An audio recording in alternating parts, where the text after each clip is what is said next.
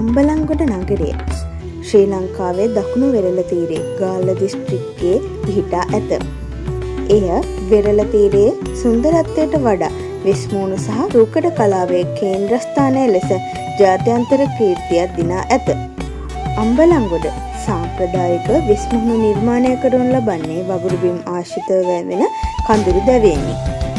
මොවුන් වෙස්මුහුණු වර්ග 3ක් නර්තන හා චාරිත්‍ර සඳහා නිර්මාණය කරනු ලැබේ.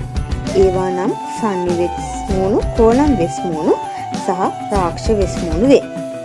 ආර්යපාල වෙස්මුණු කෞතුකාගාරය වැනි ස්ථාන මගින් මෙම වෙස්මුණු වල ඉතිහාසය, අර්ථය සහ නිර්මාණ ශිල්පීය ක්‍රම පිළිබඳව දැනුම ලබාගත හැකිය. වෙස්මුණු කලාවට අමතරව අම්බලන්ගොඩ ආශ්‍රිත ප්‍රදේශයේ විශේෂයෙන්ම බලපිටියේ රූකඩ කලාවේ කේන්ද්‍රස්ථානය ලෙසද ප්‍රසිද්ධයි. අම්බලන්ගොඩ යනු ශ්‍රී ලංකාවේ ජන කලා උරුමය විඳ ගැනීමට කැමති ඕනෑම අයෙකු නැරඹිය යුතුම ස්ථානයක් වේ. ඔබ දන්නා තවත් විස්තර ඇතනම් පල්ලෙහෙන් කමෙන්ට් කරන්න.